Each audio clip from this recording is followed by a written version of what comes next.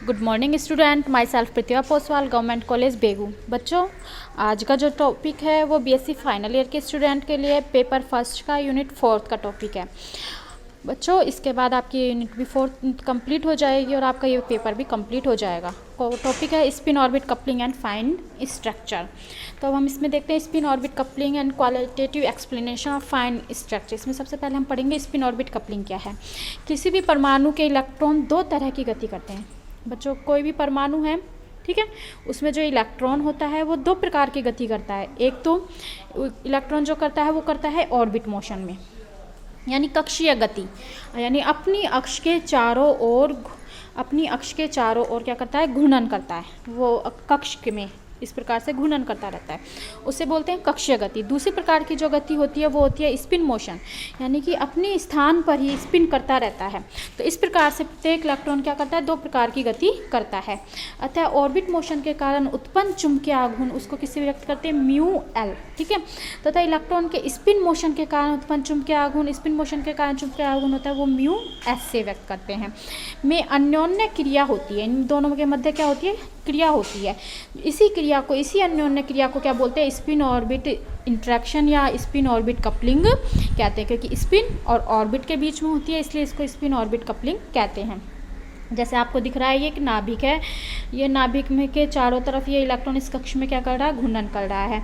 अब इसकी दो स्थितियां देखी जा सकती हैं। जैसे फर्स्ट स्थिति है, यदि एक परमाणु के नाभिक से देखा जाए, यानी कि हम अगर एक नाभिक में से देखें तो देखते हैं कि इलेक्ट्रॉन नाभिक के क्या होता है, चारों ओर वृत्ताकार गति करता रहता है।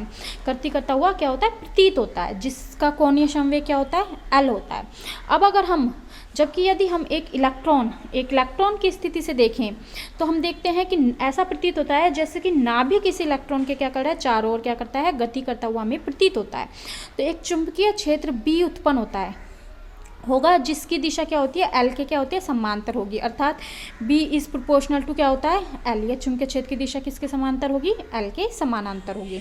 तो इलेक्ट्रॉन की स्थिति बी पर अनुभव किए गए इस चुंबकीय क्षेत्र तथा इलेक्ट्रॉन के स्पिन चुंबकीय आघूर्ण म्यू एस में होने वाली जो अन्योन्य क्रिया होती है उसी को क्या बोलते हैं, स्पिन ऑर्बिट कपलिंग कहते हैं। तो अर्थात इस अन्योन्य क्रिया से इलेक्ट्रॉन की अतिरिक्त स्थितिज ऊर्जा जो प्राप्त होगी स्पिन के कारण और ऑर्बिट के कारण को उसे ESL से दर्शाया गया है, वो प्रोपोर्शनल होती है म्यू एस डॉट बी, जहाँ पर म्यू एस क्या है, minus E S upon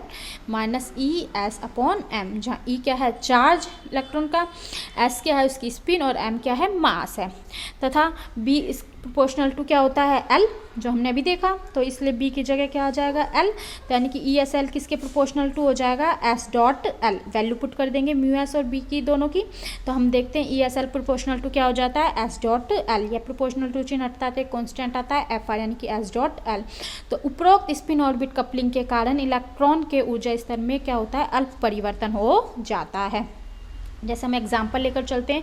example orbit के कारण सोडियम का एग्जाम्पल लेते हैं। सोडियम की एक तरंग दैर्ध्य क्या होती है, निकलती है कक्षीय गति के कारण। जबकि स्पिन ऑर्बिट कपलिंग के कारण सोडियम की दो तरंग दैर्ध्य λ1 और λ2 निकलती है। इसे स्पेक्ट्रमी रेखाओं की क्या बोलते हैं, सूक्ष्म संरचना कहते हैं। यानी कि नॉर्मली रूप से देखा जाता है तो सोडियम की केवल एक तरंग दैर्ध्य, एक ही वेवलेंथ होती है, जो कि ऑर्बिट मोशन के कारण होती है। लेकिन स्पिन ऑर्बिट हम देखते हैं कि जब स्पिन ऑर्बिट कपलिंग होता है उसके कारण सोडियम की कितनी, दो प्रकार की तरंग दैर्ध्य प्राप्त होती है, λ1 और λ2। इसे ही स्पेक्ट्रमी रेखाओं की क्या बोलते हैं, सूक्ष्म संरचना, यानी कि फाइन स्ट्रक्चर इसे कहते हैं। तो फाइन स्ट्रक्चर क्या होती है, स्पिन ऑर्बिट कपलिंग के कारण इलेक्ट्रॉन की अतिरिक्त स्थितिज ऊर्जा होती है, उसको क्या बोलते हैं, फाइन स्ट्रक्चर। यानी ESL इक्वल टू होता है FR dot S dot L. इसको समीकरण 1 से व्यक्त करते हैं। तो इलेक्ट्रॉन का कुल कोणीय संवेग J इज इक्वल टू क्या हो जाएगा, L प्लस एस, या S dot L equal to क्या होता है, half J square minus L square minus S square, ठीक है। तो L square is equal to क्या होता है, एल स्क्वायर का जो एवरेज वैल्यू होती है एल स्क्वायर की वो क्या होती है, L into L plus 1 H cross square. S square का होता है S into s plus 1 H cross square, और जे स्क्वायर होता है जे इंटू जे प्लस 1 एच क्रॉस स्क्वायर, जहाँ पर जे इज इक्वल टू क्या होता है, एल प्लस एस। तो इसी प्रकार से हम एस एल इसका हम एवरेज निकालेंगे तो हम देखते हैं कि S dot L equal to होता है half of J square minus L square minus H square, तो यानी कि S dot L equal to हो जाएगा, वैल्यू पुट कर देंगे यहाँ पर एल स्क्वायर की, एस स्क्वायर की और जे स्क्वायर की। तो हम यहाँ वैल्यू पुट करेंगे तो एच स्क्वायर तो इन तीनों में से कॉमन आ जाएगा, तो एच स्क्वायर बाहर आ जाएगा, अपॉन 2 पहले से ये तो हो जाएगा H square by 2, H cross square by 2। जे की जगह आएगा जे इंटू जे प्लस 1 माइनस एल स्क्वायर का L into L plus 1 minus S square का एस इंटू एस प्लस 1। समीकरण 1 से समीकरण 1 में इसकी एस डॉट एल की क्या वैल्यू हम इसकी पुट कर देंगे, समीकरण नंबर 1 यानी कि इसमें यहाँ पर एस डॉट एल की क्या करेंगे वैल्यू हम पुट कर देंगे। तो हम देखते हैं ई एस एल का जो मान आएगा वो क्या आता है, h cross bye 2 f r J into जे plus 1 minus L into L plus 1 और minus S into s plus 1।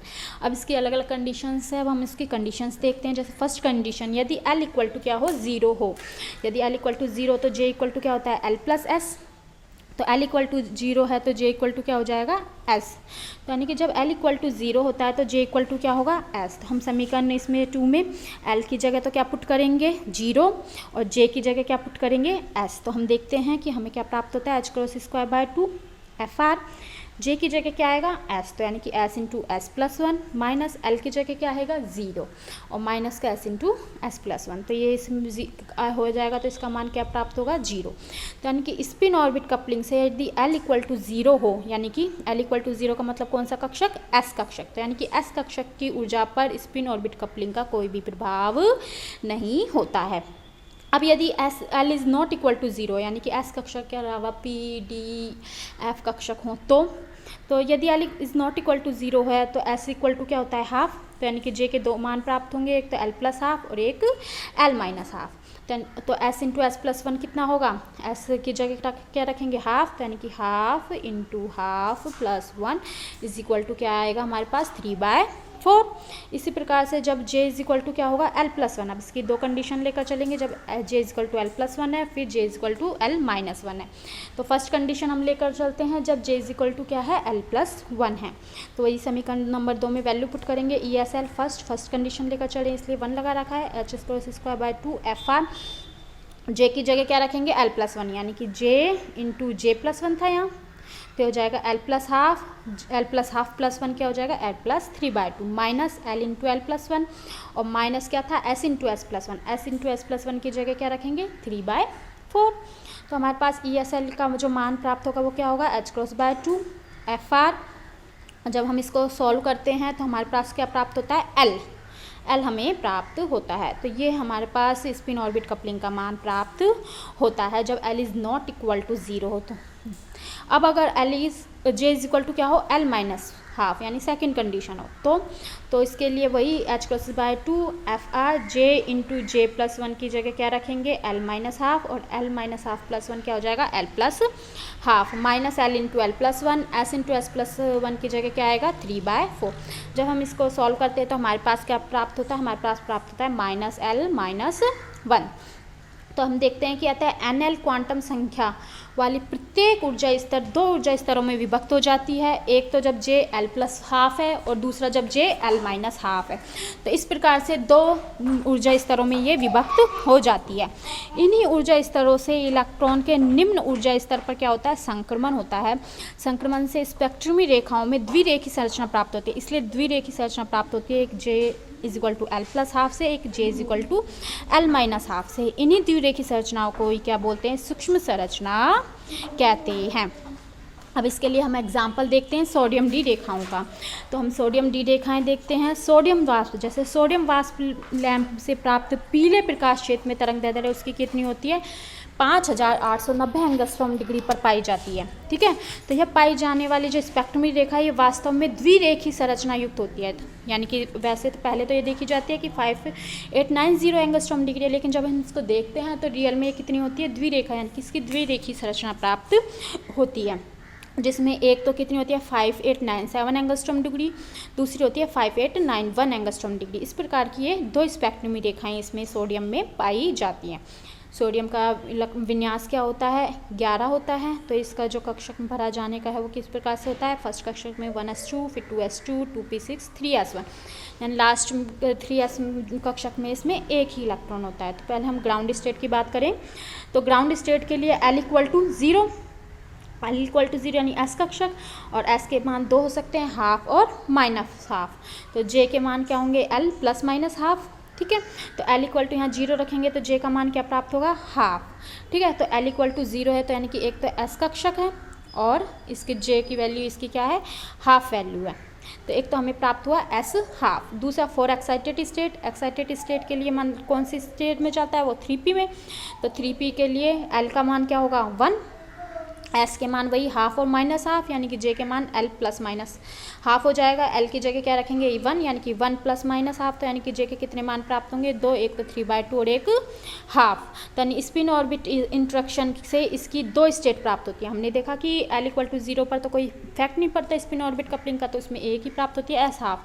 जबकि एक्साइटेड स्टेट में इफेक्ट पड़ता है तो इसलिए इसकी कितनी स्टेट हो जाती है, 2 हाफ। 2 स्टेट हो जाती हैं, एक तो पी हाफ, क्योंकि एल इक्वल टू 1 है तो यानी कि पी आएगा, जे का मान एक हाफ है तो पी हाफ, और एक जे का मान 3/2 है तो उसके लिए जाएगा पी 3/2। तो यानी कि 2 स्टेट इसकी प्राप्त होती है। तो हम इसको समझ सकते हैं। पहले ऑर्बिट मोशन, सिर्फ ऑर्बिट मोशन में जो सोडियम है उसके लिए सिर्फ एक ही रेखा में प्राप्त होती है, एक ही तरंगदैर्घ्य प्राप्त होती है, जो कि पी से किस में होती है, एस कक्षक में होती है। जबकि स्पिन ऑर्बिट कपलिंग में हम देखते हैं कि इसकी कितनी 2 प्रकार की तरंगदैर्घ्य प्राप्त होती है, पी से एस में। ठीक है, पी से एस में। एल इक्वल टू 0 का मतलब एस और एल इक्वल टू 1 का मतलब पी। एल इक्वल टू 2 होगा तो डी, एल इक्वल टू 3 होगा तो एफ। इस प्रकार से होते हैं, जो मैंने आपको पहले भी बताया था। तो एस इक्वल टू एस कक्षक के लिए तो इसका एक ही होता है, एस हाफ, अभी देखा हमने। जबकि पी 2 में डिवाइड हो जाती है, 2 ऊर्जा स्तरों में डिवाइड हो जाती है, एक पी हाफ और एक पी 3/2। पी हाफ में जे इक्वल टू क्या होता है, एल माइनस हाफ, और पी 3/2 में जे इक्वल टू क्या होता है, एल प्लस हाफ। तो यहाँ पर एल का मान 1, तो 1 प्लस हाफ 3/2 और 1 माइनस हाफ हाफ। तो यहाँ पर एल लैम्डा 1 का जो मान है वो क्या है, ये जो है ये लैम्डा 1 यानी 2 प्राप्त होती है सोडियम की, लैम्डा 1 जिसका मान है 5897 एंगस्ट्रॉम डिग्री, और एक ये अपर स्टेट से आती है जो लैम्डा 2, ये 5891 एंगस्ट्रॉम डिग्री।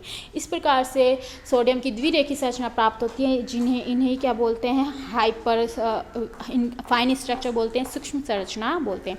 उम्मीद करती हूँ बच्चों आप लोगों को समझ में आ गया होगा। फिर भी कोई प्रॉब्लम हो तो आप व्हाट्सएप के थ्रू पूछ सकते हैं। Thank you.